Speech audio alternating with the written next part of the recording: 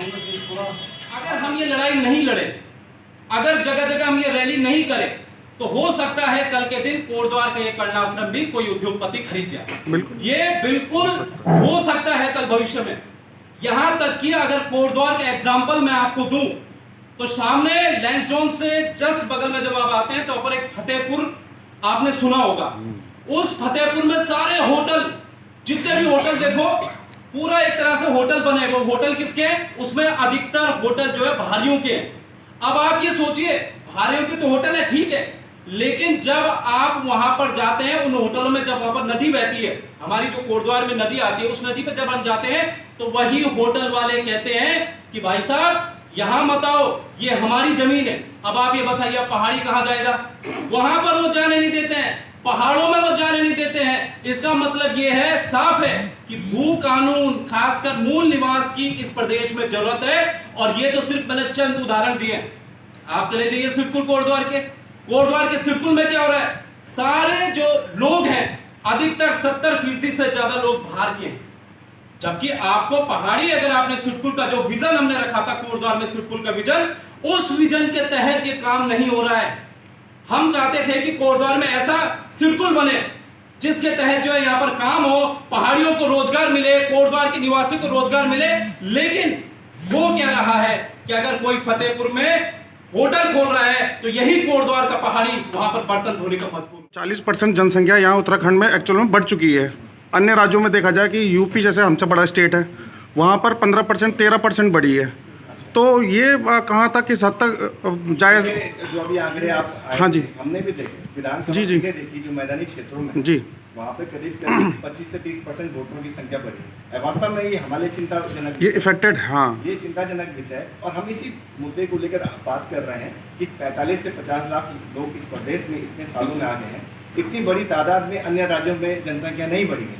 आखिर वो लोग कौन है? इससे सबसे बड़ा संकट क्या हो रहा है कि जो हमारी विधानसभा सीटें हैं वो पहाड़ के बजाय मैदानी सीटों में बढ़ रही है। आप देखिए कि 40 विधानसभा सीटें हमारे पहले पहाड़ में थी, उसके बाद जब परिसीमन होता है पहले, उसके बाद 14 सीटें हो जाती हैं, 6 विधानसभा सीटें मैदानी क्षेत्र में समा जाती हैं। तो वहाँ पे जब जनसंख्या बढ़ेगी तो विधायक भी बाहर का बनेगा। और आने वाले समय में ये माना जा रहा है कि करीब करीब 10 से 12 सीटें ऐसी हैं जो पहाड़ से कम होने जा रही है, क्योंकि पहाड़ में जनसंख्या लगातार घट रही है, मैदानी क्षेत्रों में जनसंख्या बढ़ रही है। और पहाड़ का जो व्यक्ति है, ऐसा नहीं कि मैदानी क्षेत्र में आ रहा हो, वो तो बाहर पलायन कर रहा है, दिल्ली जा रहा है, मुंबई जा रहा है, उसके पास नौकरी के तमाम तरह के संकट है। जो हमारे सामने एक बड़ा संकट है, वास्तव में आप जो कह रहे हैं ये भी है। माना हमारे अभी 24 सीटें पहाड़ी क्षेत्र की हैं, आने वाले समय में 10 से 12 सीटें अगर कम होती है ना, 22 सीटों पर हम सिमट के रह जाते हैं। तो यूपी के दौर में 19 सीटों पे थे पहाड़ी क्षेत्रों में, तो फिर इस राज्य को बनाने के क्या औचित्य रहेगा जब हमने उसी दिशा में आगे बढ़ना है? तो ये सवाल जो है, तो इस राज्य में मैं वास्तव में कह रहा हूँ, आने वाले समय में यही स्थिति रही तो यहाँ के जो विधायक बनने की जो सपने देख रहे हैं, चाहे वो किसी भी दल में हो, वो सपने भी कभी पूरे नहीं हो पाएंगे। उनको भी इस मूवमेंट में आना चाहिए। अब विधायक तो दूर प्रधान भी नहीं बन पाएंगे ऐसी स्थिति में। कई जगह हम देख रहे हैं प्रधान भी बाहर से लाना पड़ रहा है, क्योंकि वहाँ तो ये बड़ा संकट हमारे सामने। मूल निवास की बात करते हैं तो एक शब्द आता है पहाड़। तो हमें गर्व है, हम पहाड़ी है। ये उत्तराखंड बना ही पहाड़ के लिए। जो उत्तराखंड में हमारे जो 42 लोगों ने जो शहादत दी थी, उसके पीछे उनका मकसद था कि हम पहाड़ियों का विकास हो, और पहाड़ियों का विकास बाहर जाके ना हो, उसके गांव में हो। उसके जो जल जंगल जमीन के अधिकार हो, उसको अगर वो अधिकार अगर हमें मिले होते तो आज हमारे को रोजगार की तलाश में भटकना नहीं पड़ता। इसके अलावा जो संसाधन है, आज अगर आप डाटा की बात करें तो जो जल संसाधन, जितनी भी विद्युत परियोजना, जल विद्युत परियोजनाएं जो चल रही हैं, आपको पता है कि उस पर हमारा शेयर क्या है? मात्र 1%।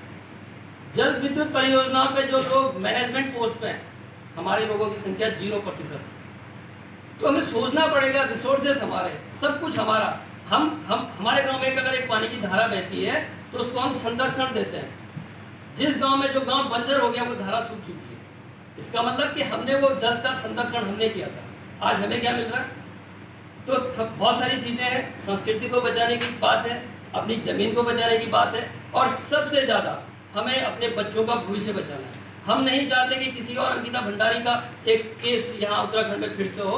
तो इन सब चीज मुद्दों को लेके हम आगे बढ़ रहे हैं, और हमें बहुत खुशी है कि लोगों में जागरूकता आ रही है ये अभी तक का जो हमारी जो सक्सेस है कि लोगों को भूकानून और मूल निवास की समझ आती ने बातचीत की कि किस तरह से इस मूवमेंट को आगे बढ़ाया जाए, कैसे करके भी इसमें लोगों की भागीदारी हो, उसको लेकर हम लगातार प्रयासरत थे। और 24 दिसंबर की रैली ऐतिहासिक रही। उसके बाद हमने हल्द्वानी में एक महारैली की, वहाँ पर भी हज़ारों की संख्या में लोग जुटे। फिर हम टिहरी गए, टिहरी में भी ऐतिहासिक रूप से ये रैली सफल हुई। और हम अब कोटद्वार आए हैं, जो हमारे गढ़वाल का द्वार भी है, तो यहाँ पर भी मुझे पूरी उम्मीद है हज़ारों हजार लोग जुटेंगे और इस महारैली को सफल बनाने का काम करेंगे। तो मैं ये कहना चाहता हूँ, जितने भी हमारे यहाँ पर वरिष्ठ जन आए हैं, आपके मार्गदर्शन में हम इस अभियान को आगे बढ़ा रहे हैं, क्योंकि आप लोगों का अपना अनुभव है। आप लोगों ने उत्तराखंड राज्य आंदोलन भी देखा, आप लोगों ने बहुत सारे आंदोलन को लीड किया है। तो आप लोगों के मार्गदर्शन में जितने हमारे वरिष्ठ लोग हैं, इस मूवमेंट को हम निरंतर आगे बढ़ाते रहेंगे। अभी हमारे सामने बहुत सारी चुनौतियाँ हैं, क्योंकि सरकार किसी भी मूवमेंट को दबाने का सरकार की पूरी साजिशें होती हैं, वो षड्यंत्र करती है। और इस मूवमेंट को भी खत्म करने के लिए सरकार साजिशें कर रही है। ऐसा बिल्कुल नहीं है कि हमें प्रलोभन नहीं मिल रहे हैं, सरकार से तरह तरह के प्रलोभन हमें मिल रहे हैं कि आप इस मूवमेंट को बिल्कुल आगे मत बढ़ाइए। लेकिन हम अड़िग हैं अपने इरादों को लेकर, और हमने ठाना है जब तक ये दो मुद्दे हमारे इस प्रदेश में हल नहीं हो जाते तब तक ये आंदोलन बिल्कुल भी थमेगा नहीं।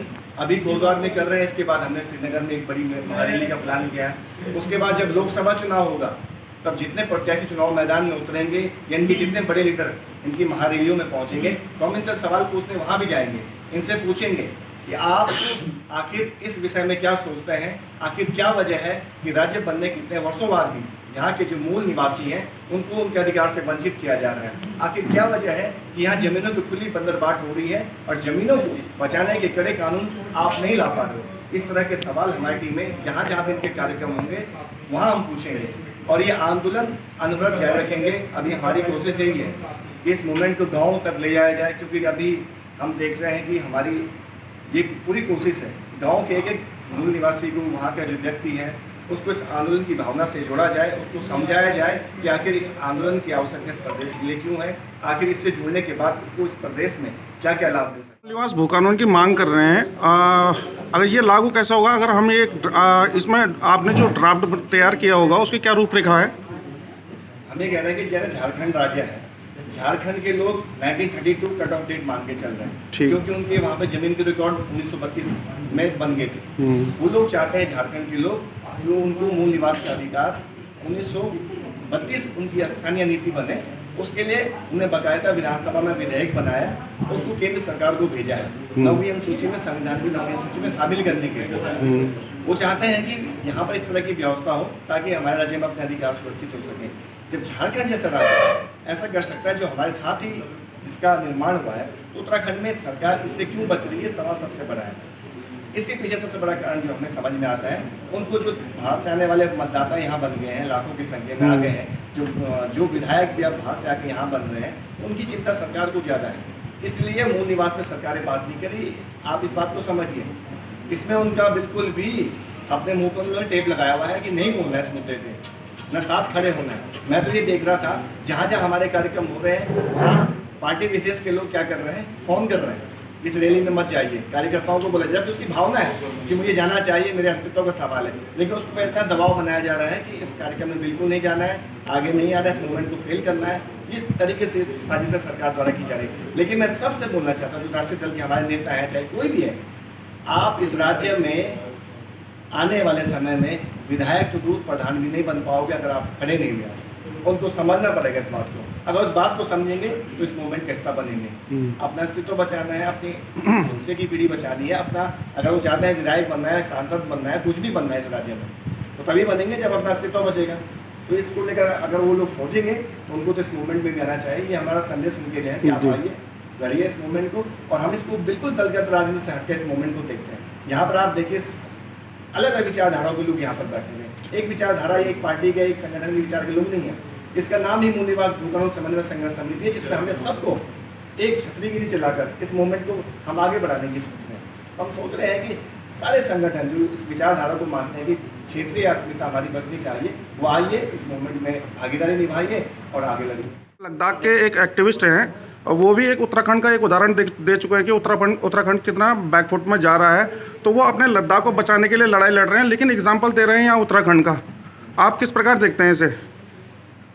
हमारे इस देखिए, सोनम वांगचुक ने लद्दाख और लेह अगर जनसंख्या का मिला दी जाए तो 2 लाख की भी नहीं है, और पहाड़ी और दुर्गम परिस्थितियाँ वहाँ पे, और वहाँ पे 20,000 लोग इकट्ठे हो जाते हैं।